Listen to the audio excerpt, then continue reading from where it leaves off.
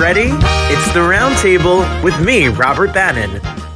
Welcome to the Roundtable, everybody. My name is Robert Bannon, and you're listening to us on the Broadway Podcast Network, or you're watching us either on our YouTube channel or on Broadway World. I'm so excited. You know, I love writers because the idea of a blank page on my computer with the little cursor blinking gives me such anxiety. And for people who are able to do this for a living, he has a trilogy of books. He has a show coming to New York at the beautiful TheaterLab in NYC, which is right on 36th Street. The show is running from May 2nd to the 4th. You can get a ticket less than you can get your DoorDash order. Literally, you can get your ticket and see an evening of entertainment. One-person show. Sean Casey Leclaire is here. We're going to get all the scoop, all the insight. Welcome to the show, Sean. Wonderful introduction. Thank you. Oh, less than a DoorDash order. You can come see you on stage for 75 minutes.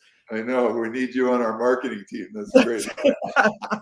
Well, Sean, you're from Boston area? I'm from Montreal. Actually, I'm Canadian originally, and I was in New York for a while, and now I'm in the country outside, about 40 minutes west of Boston.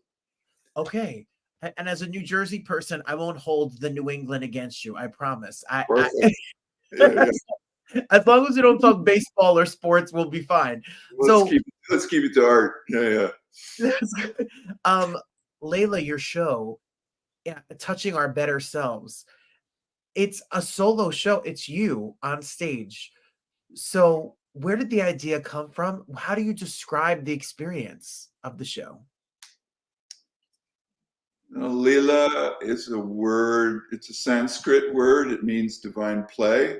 I've been a yogi for a long time. I taught it for years. I don't now, but I was in a workshop with Patsy Rodenberg. She's a voice teacher of note from London. And I heard this phrase from a sonnet by one of the other actors: "They that have power to hurt and will do none." And it struck me. I mean, I knew the sonnets, but I did not know that particular one. It reminded me of my mom and how she used to read sonnets to me in a working, poor, tough neighborhood. She was I don't know what the phrase is. She married down, maybe is what I don't know, but she was well educated, and she helped me a lot. And so it came from me writing that night. And I just started writing, and we've been working on it now for almost 5 years. I think it was 2019. Yeah. So yeah, the idea came from linking sonnets with stand-up comedy and poetry and a narrative arc. And I needed Padraic Lillis from the Farm Theater to give it scaffolding and help shape it, the director, and he did that. So we're pretty happy to be showing it to people in New York. It's very exciting, and I love the idea of a one-person show where it's you on stage. I think it's thrilling, and I think it's exciting, and you get to then tell a little bit of your heart and your story. How do you get the courage to be personal? Reading about the show, it sounds like it's very personal. It sounds like you tell funny stories, but deep stories and moving stories, and your truth in this show. So how does that, do you get nervous? I get the normal anxiety that an actor or performer would have. As a poet, I've done well over 500 shows. So as a poet, not so nervous. As an actor, absolutely. One of the things that we just brought the stage manager in New York, and she sat in doing her thing, and she would look up every once in a while and laugh, and then she'd get back down, and then she'd look up and get startled. And then at the end, she said, "Man, this is a dialogue. You're talking to the audience the whole time." And I went, "Yeah, like what is a fourth wall anyways?" Right?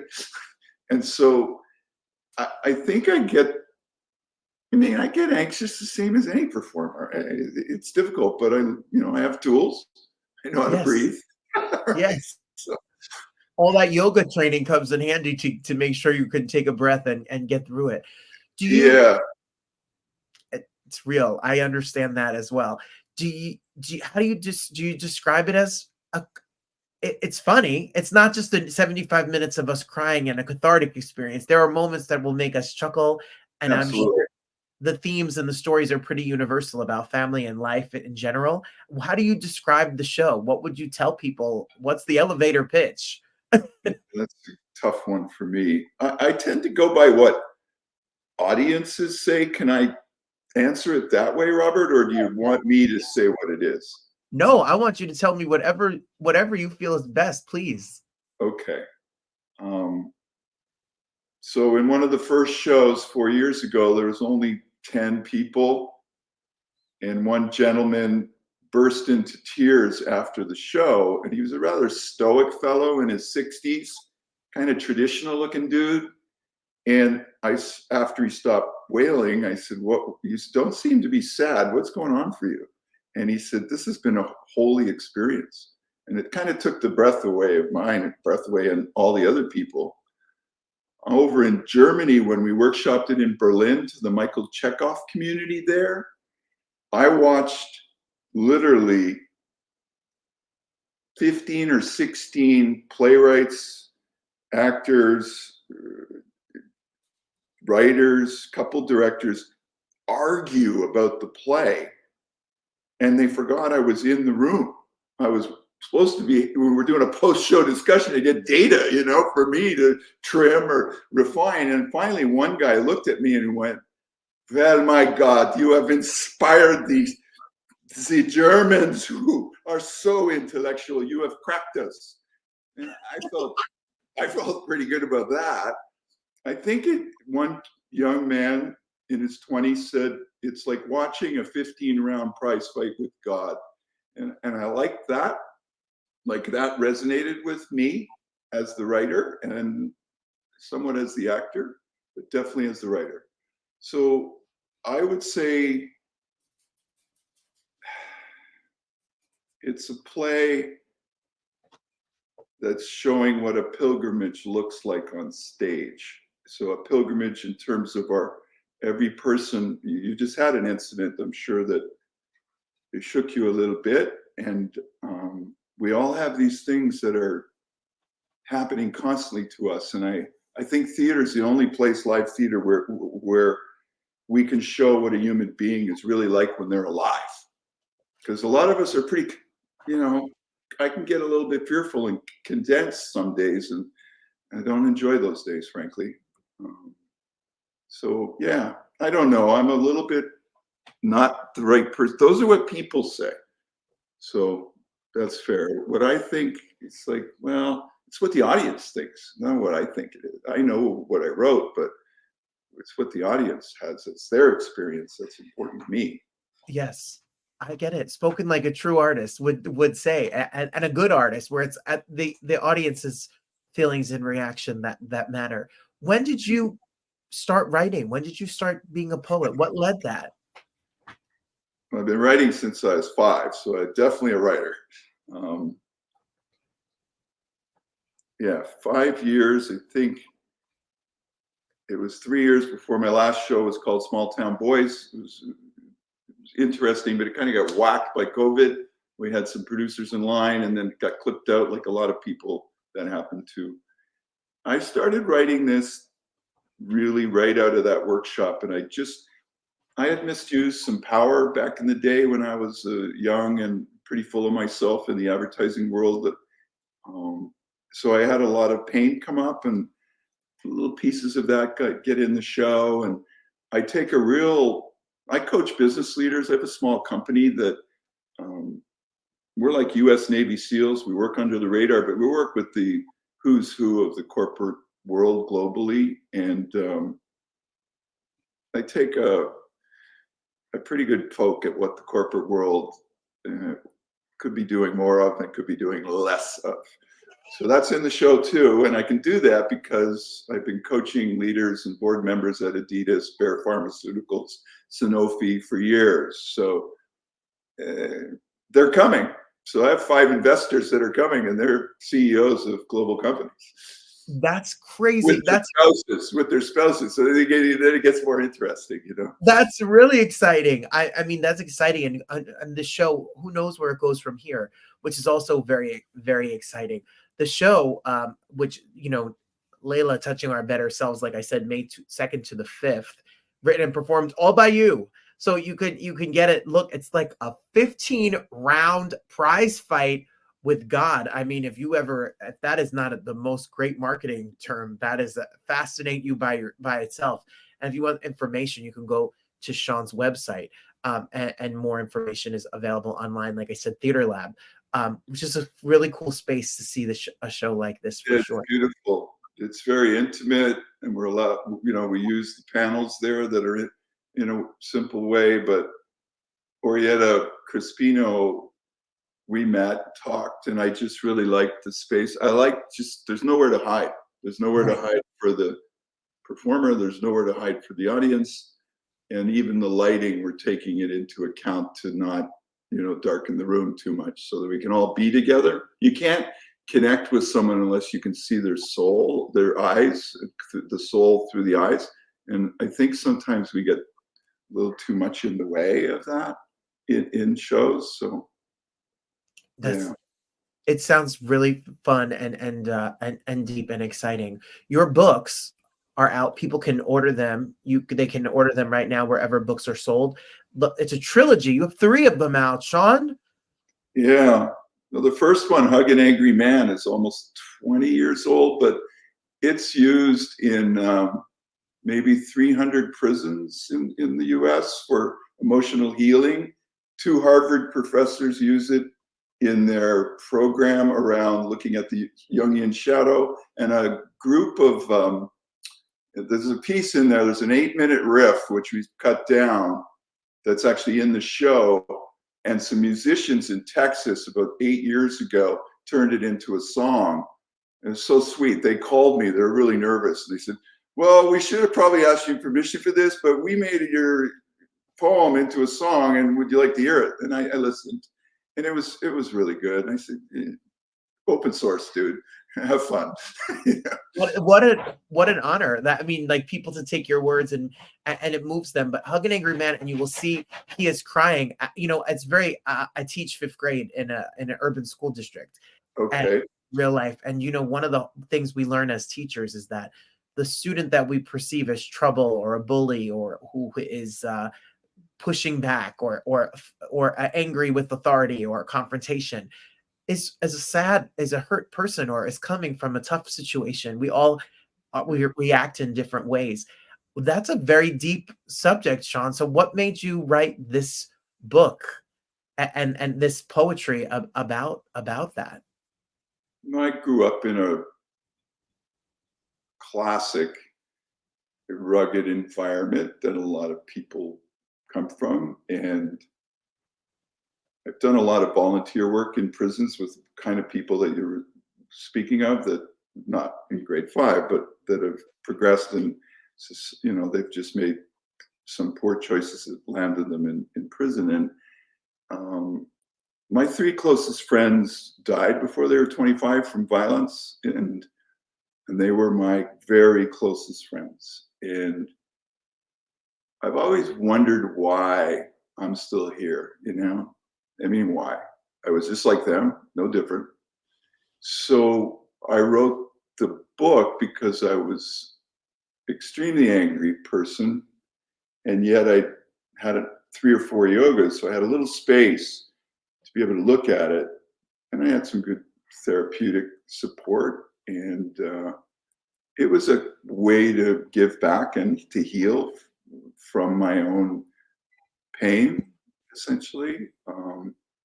I know that I've been in situations often where particularly men have been extremely aggressive, and anytime I've used force, it's never worked to deal with them, and meaning as a coach or as a yoga teacher or as doing men's work that I've done a lot of. Only when metaphorically one gives the hug, then there's a softening, and that softening is a beautiful thing. And so I wrote it to heal myself, in a sense, or at least get in the right direction, and to just give. I mean, I just performed the riff and one other scene. So the poem "Men Come in the Room," which is in the book, but we did edit it for the play. to about 100 men at a gathering in Virginia. We just did it 3 months ago. They were deeply, deeply moved. And the questions that came up after were very interesting dialogue around grace, grit, how to have a balance, identity, how we're dealing with that. There's a lot of white guys over 50 that are a pain in the ass for sure, but there's a lot that are suffering right now because they don't quite know how to help in terms of a lot of the things that need to change. Yeah, I don't know. I'm kind of running on. Did I answer your question? Yes, you did. And it's very deep. You say that about men, especially, over 50 years old. I think of my father who lost his father when he was 16, and in a lot of ways has been trying to figure that out. And I don't know if in the time, we live in a different time now where, you can go to therapy and you can go to yoga and you can Right, go get right. self-help. But growing up in a tough neighborhood or without a father figure, trying to pay your bills and get out of your house and not go to college and be a blue collar guy like my dad, they didn't have the tools, they didn't have the language that we have now. And I Right. think for you to be able to put this out there and to speak to these men is really like God's divine work, Sean. I mean, it's sort of sons of sons of sons in dark rooms is what, when you are sharing like that, that's the line that comes in my mind, And I wish my dad, my adopted dad, I was raised by, it's in the show, there's two mothers and there's a dad that shows up, but the birth father doesn't show up because I never met him and was born of a violent act. And that's in the show, but not in a way that's, I don't know, in a very tasteful, I even say elegant way.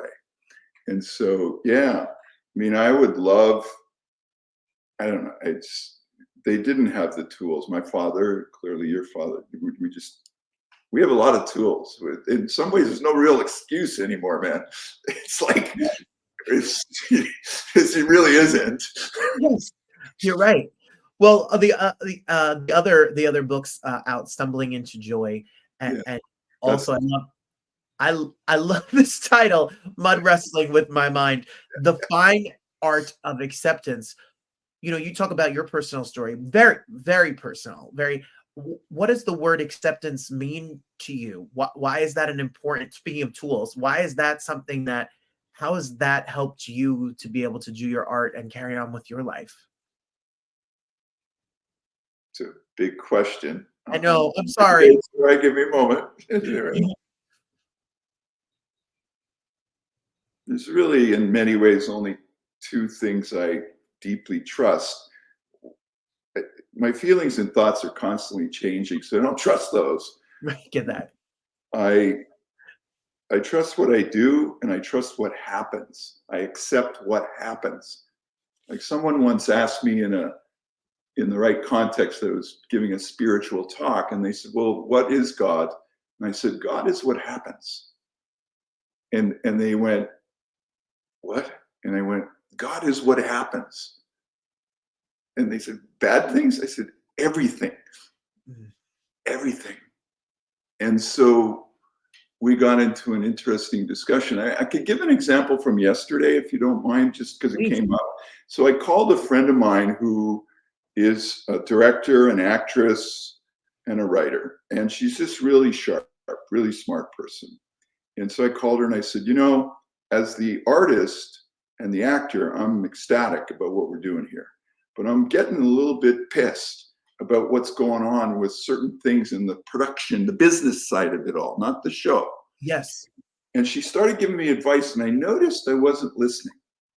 So I accepted that. I took a big breath and I said, whoa, wait a second. I need to recalibrate. I'm not listening. And she giggled and said, thank God. So I accepted that my fear, I was getting too attached to wanting things a certain way. And things aren't going to be a certain way. They're going to be the way they are. There's a line in the play that a Hindu teacher gives, if I could share it. Please. So how does he say it? What is coming to you is coming to you. What is not coming to you is not coming to you. Why worry? Don't compound that shit here. Yes. You know, and we're still playing with it a little bit because plays are squiggly things, but acceptance to me is like gratitude's kissing cousin. If I'm accepting, then I'm immediately grateful. If I'm grateful, I tend to accept what happens. Like they just weave together. And so it's how I stay sane, Robert. If I don't accept what happens, I'm kind of nuts. That's my favorite line ever. Because I relate. I relate. Otherwise, I'll be on more Zoloft than they have at the CVS pharmacy to calm myself down. Right. I understand that completely. Acceptance. The reason I asked the question is because in my own therapy, in my own practice, in my own mind, accepting the past, accepting how things are, is very hard for me. I'm a control freak. I want to control the outcome. I want to control the process. I want to avoid the idea of something failing or hurting me, so I feel like I can just keep my hands on it. But letting go and being in the moment and letting it just take its course has been my life's journey. So I need to order a copy of the book. I don't think we're alone, man. I really don't think we're alone. I think it's a real problem. I know in the coaching work, we have this line that comes from the Bhagavad Gita, the Hindu Bible. Essentially, it's an allegory about war, if you don't know it.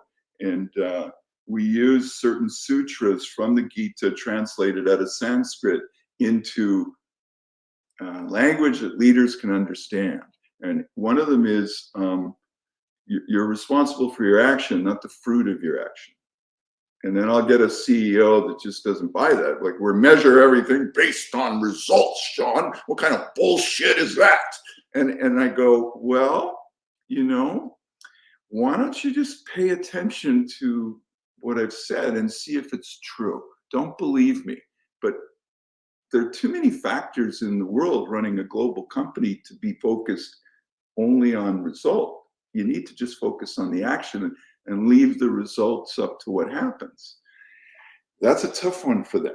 But when they get it, they change. They lead differently. They think differently. Doesn't mean they don't have a plan with goals, but they're not so attached to it. They're attached to the next indicated action in the moment. Next indicated, just moment to moment to moment to moment to moment. And how do you deal with, while we're on the subject, I don't mean to ask you another follow-up, maybe tough question, but how, for you personally, I just had this talk with a friend of mine who worked 14 years on a artistic piece, came to Broadway. Maybe the reviews were not as kind as they had hoped, and they had expectations that it was going to go a certain way, it was going to be received in a certain way, its run was going to be a certain. You write this work, you put the books out, you've been writing this one-man show for years. How do you not get attached to the outcome or the results or this commercial success of it? That's got to be hard, Sean. It can be hard on days when I don't feel centered. When I'm centered, I know that any kind of expectation, Robert, is just this, how would I say it? It's a premeditated resentment. Do you know what I mean? It's like, yes, it just doesn't make sense. So one of the ways I know, I meditate every day, so that helps. Been meditating for 40 years, so it helps a lot. I just notice that I really suffer when I'm attached, and I don't particularly like suffering. I don't mind useful suffering, but I hate useless suffering. And so I noticed that when I'm too attached to outcome, I suffer uselessly. So I kind of feel foolish. So one of the things, meditation helps, good friends help. Reading wisdom literature. I know that Leo Tolstoy wrote this great book about all the great wisdom literature of all time. He put it in one book. I read that most days. It's a pretty cool book. Yeah. He was an interesting guy. Very. And, I try to just stay in the present moment. I've never had a problem right in the present moment, ever. It only is if I go a little bit ahead of it or too much behind and recycle stuff that I've already looked at and dealt with. So, I'm not an expert on this stuff, man. I'm just someone who has always been interested in human capacity, our capacity to love, to create, to be filled with fury, but in a appropriate manner on a stage, not with 9mm in my hand. So it's like, your questions just create a lot of movement. So hopefully I'm being precise in my answers. You are. That they're so deep and profound, and they resonate with me. So I'm sure that people watching will resonate, and I'm sure the people watching are fascinated, because I'm now fascinated to see what your show, Touching Our Better Selves, Leela, Touching Our Better Selves, May 2nd to the 5th, is going to be, and what you're going to say, and what your lessons and themes are going to be without. And people can go to your website, and the links are also for your books and all of your, if you're not in the New York area, they can get a piece of Sean and his thoughts and ideas and his work, wherever you get Amazon, wherever you purchase your books. What is your writing practice? Do you write on a daily basis? Is it when you're inspired? Like how do you come up with your discipline? Yeah, you ask great questions, man. That's a tough one. I wrote the first book with tremendous discipline.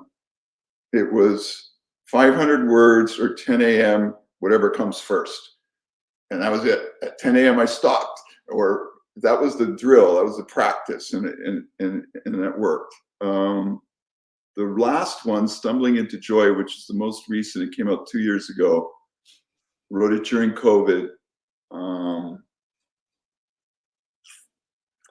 That one was more just kind of felt my way through it because I was stumbling a lot. It's about failing in some ways, but it also has quite a bit of joy in it. So I like what Sam Shepard said. They asked him once, "Do you write every day and you're disciplined?" And I just love the answer. It freed me up. He said, "You mean like every day?"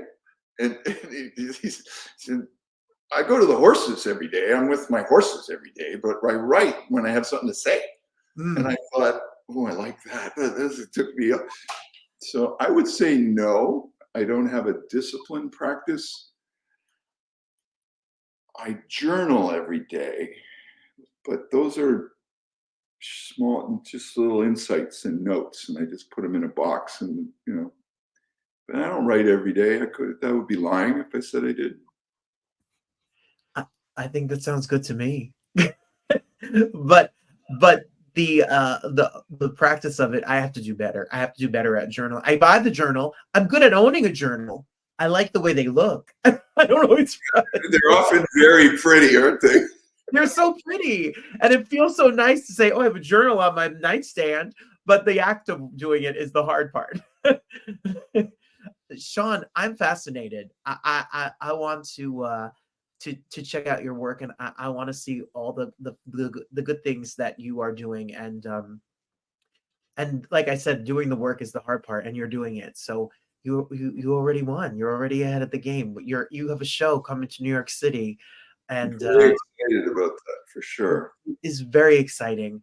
New York is special to me. People, I don't know, when I was younger, I had a lot of opportunity in film, and I have a sort of bad boy intellect. I had a lot of, not so much now, but when I was younger, a lot of opportunity. And, I don't want to be rude, but LA just didn't interest me that much. LA is about success, and New York's about skill.